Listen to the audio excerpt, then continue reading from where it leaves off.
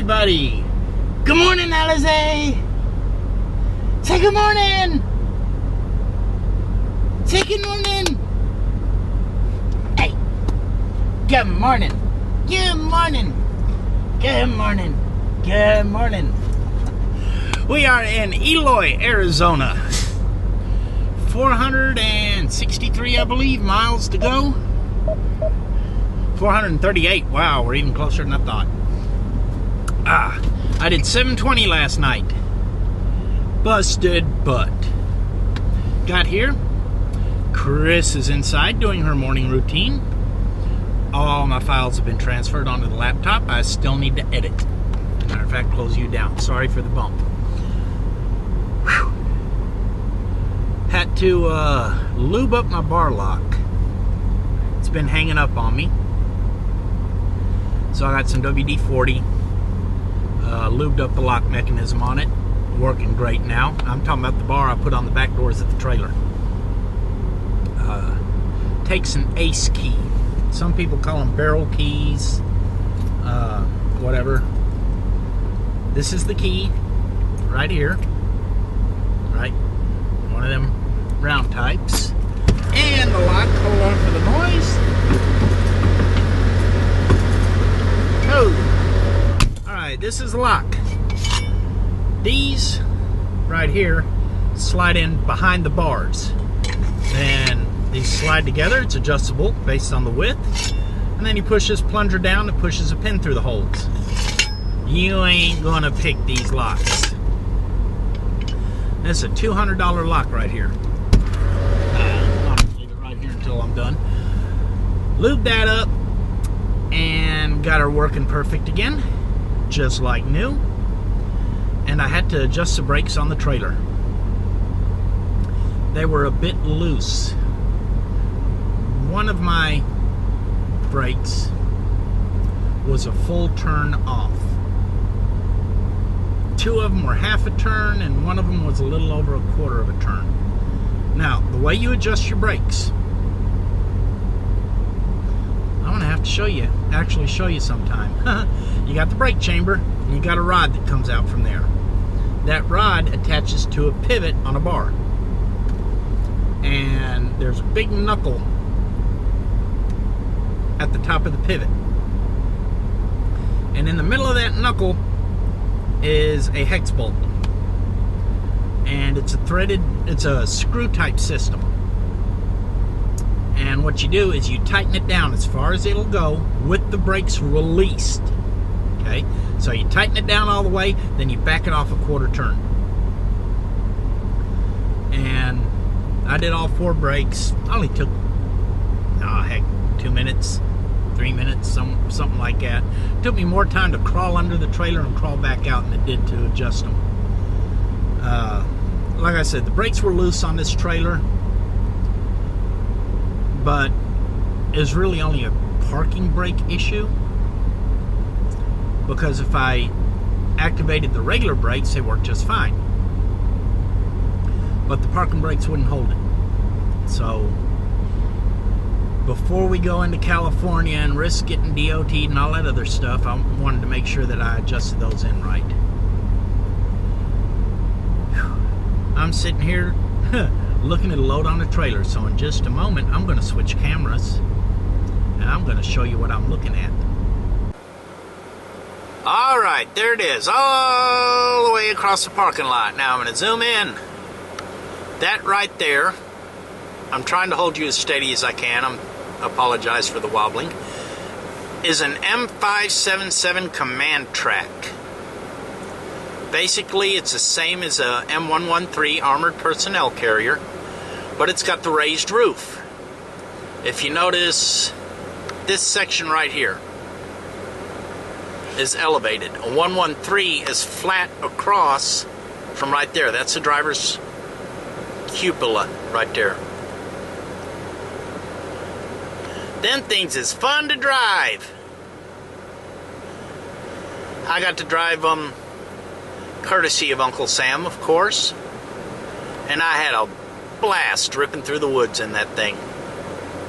Mine was woodland camo paint job though. Okay, now I'm going to switch back to the other camera. So now that we've seen the 577, I would love to have one of those of my own.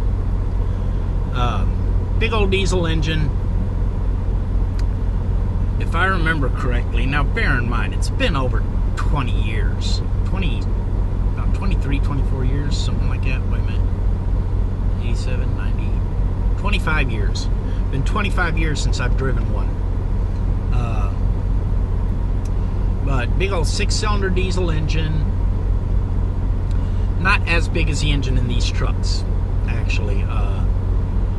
This one is a 13-liter engine. If I remember correctly, those are 10 liters. Multi-fuel, which means it'll run on a whole bunch of different stuff. Not just diesel. It'll run on diesel, kerosene, jet fuel, MoGas. MoGas is gasoline. But it's a specially shaped piston head that allows it to do that. 3-speed transmission, if I remember correctly. 2 sets of sticks. You got your big sticks on the bottom, and then you got little sticks on top. And what those little sticks are for is pivot turns. Put transmission in neutral, you grab the little sticks, and you pivot turn with those. Then things would flat haul butt, and they are fun. I've sat in every seat in that thing, which there's only 2 seats and a couple of benches. You have the driver's seat, which is in the left front corner, and the seat elevates basically like these do, except it's a ratcheting mechanism instead of air. So I go down, you run the seat all the way down when you're using the cupola lid periscopes, basically, which you saw were the little windows in that lid. And then you raise the seat all the way up. When you got the hatch open, your head sticks out about to right here. Visibility sucks, obviously, and they don't have rear view mirrors. And then you have the TC, or tank commander seat, which is up in the raised section, about that far back from the front edge of the raised section in the center. And it has a seat of its own that is only an elevated seat. In other words, you're sticking out like this. Either one of them. It's a blast ripping down dirt roads and through the woods and all this other stuff sitting in either one of them. Rough ride, though. Not a very good suspension, but what do you expect for 35 tons of armor plate? That, and they're a pain in the butt to wash. This one did not have fenders on it. Mine had full fenders to protect the tracks from RPGs and stuff like that. It's one of the things I miss from the Army.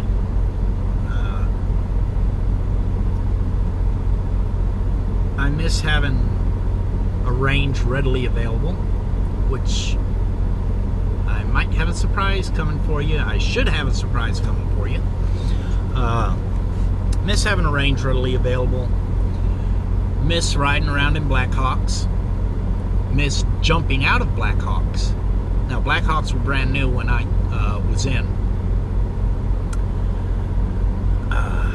Hummers came out while I was in. Yeah, I still had the old M151 Jeep when I got to my active duty unit. Now, in the Army, driving is an additional duty assignment in most units. I was assigned a deuce and a half, M35A2C. Headquarters 49, that was my truck number. Basically, I got there, they put me in a Jeep. Oh, you can drive a Jeep. Good. Here, drive the pickup. Good. Here, drive the Blazer. They did pickup first, and then the Blazer because of visibility. Right? Then they put me in the Deuce. Then they hooked the trailer to my Deuce. Then I got to drive the 5-ton. But my assigned truck was the Deuce. Then I worked my way up to the Hemmets, which are the big 4-axle, the front both front axles steered.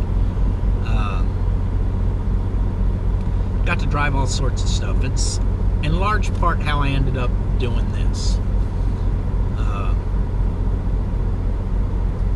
But, you know, I figured I'd give you a little history on how I ended up doing this, or how we ended up doing this. So, I grew up with a lot of truck drivers and trucking industry people in my neighborhood, and would go on runs with one of my neighbors when he went on a short haul, overnight runs, stuff like that, when it wouldn't interfere with school. And then I went through the progression of vehicles in the Army, got off active duty, went National Guard, started college, got married, dropped out of college, couldn't afford to go to school with a wife. Ended up working for a millwork company. Started off building steel doors, then learned how to do interior doors, regular exterior doors. Then I went to windows, became the head of the window shop, learned to do custom work, and eventually I ended up taking over the shipping department as a bailout for the company. They were completely restructuring the shipping system, putting it on night shift, and they needed people to work nights, and I was willing to work nights. So I took over shipping and re-obtained my truck license.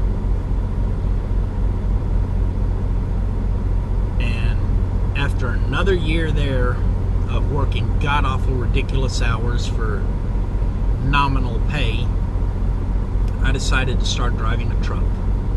And that was 22 years ago.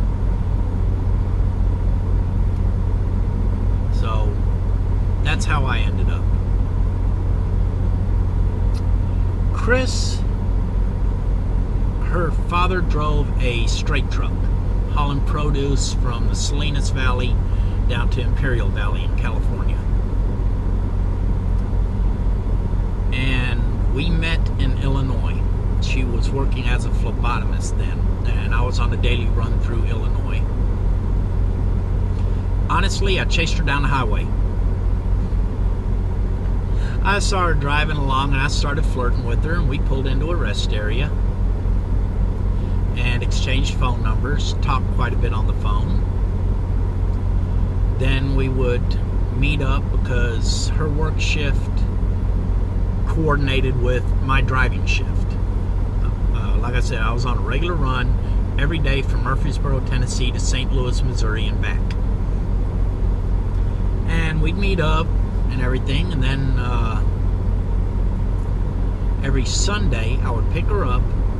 This after we got serious, I'd pick her up Sunday morning on my way to St. Louis.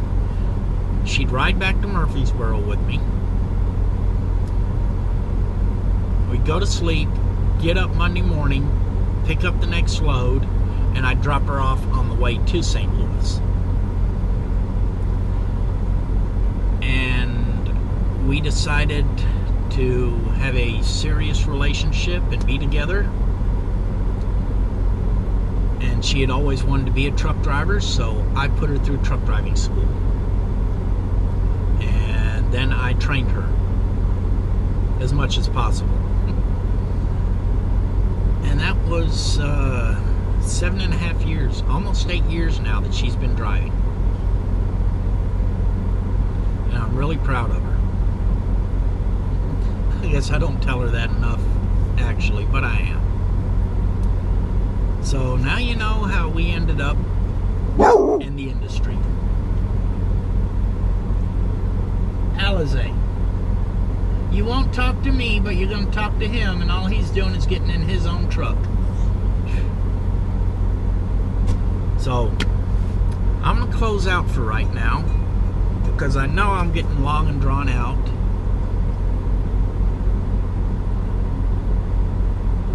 But, you know, I just wanted to show you, you can come from eclectic backgrounds. Her being a phlebotomist, me working in mill work and having been in the Army. And we both ended up doing the same thing, driving trucks. There are people out here from all walks of life. If you're interested in it, you're willing to work hard, work long hours, and spend the time on the road away from family, honestly, and are responsible, and that's something that's real important, is being responsible, then you can do it too. Almost anybody can be taught to drive down the road. It's not really an issue in these things. Backing up is an issue. Remembering to take your turns wide, a little bit of an issue. Realizing you have to drive a whole lot more carefully than in the car is an issue. But the general principles of driving a big truck are honestly not that difficult.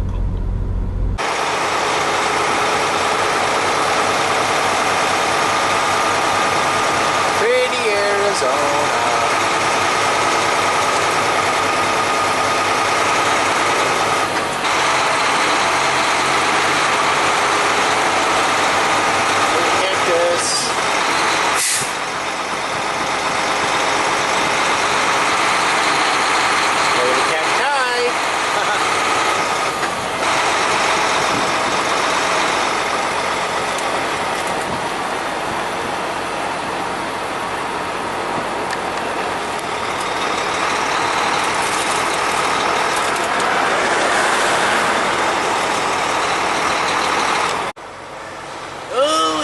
Skid marks. Turn that one off.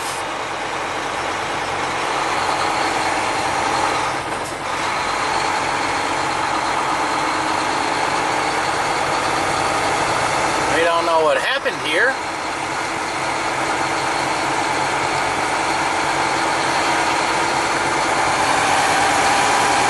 But there's a bunch of garbage everywhere, probably out of him. Car's boogered up. Oh well. Go back to looking at the pretty sights.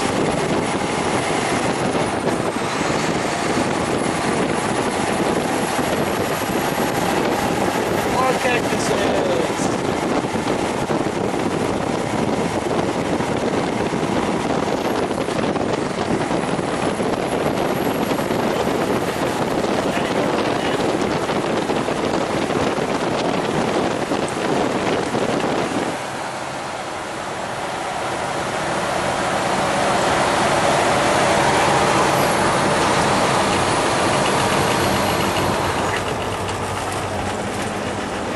Hello, baby.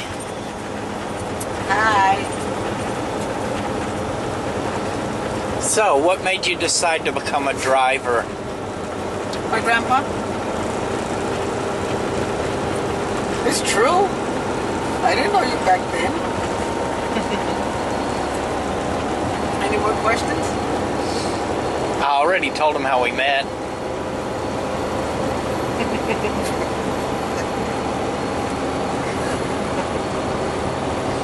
That's what today's is going to be about. What, about your business? No. About coming from different places and ending up being truck drivers. Oh, me being American and you're being illegal. I'm not illegal. La Migra always weighs me on. And they always triple check you. No, that was just one time, and that was in Laredo. I mean, I was a young Mexican kid, too. Your skin's too brown. I like to keep it that way. Well, there's plenty of sunlight.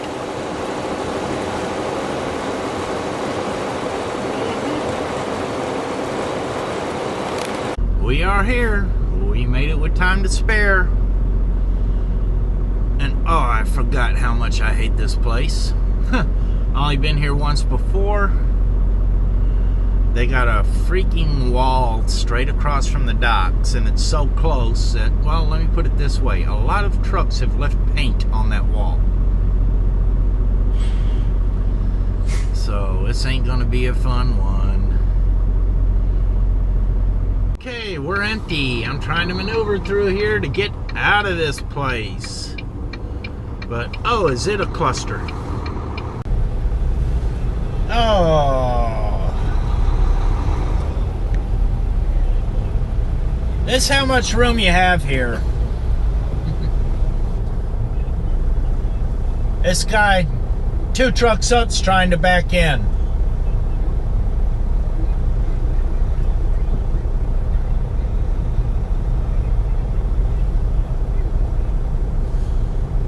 That guy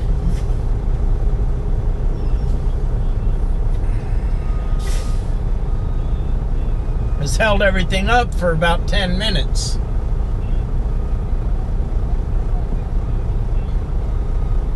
This is not the place. Somebody knows where she's at. Come here.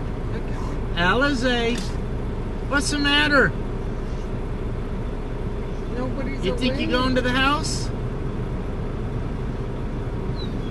What? You're looking for Mama? Tell me. We're in Brawley. What's the matter? What do you want? We're pulled up alongside the road in our parking area. Across the street from where we usually park, but still fine. So I'm gonna close out. What are you looking for? Come here. Click like if you like. Come here. Subscribe. Talk to me. Do me a big favor and share. Hey, what do you want? Have a wonderful, wonderful day. And we'll see you tomorrow. Say bye-bye. Woo-woo. Say bye-bye. Alizé. Now, what is it? She wants to go to the house, but nobody's up.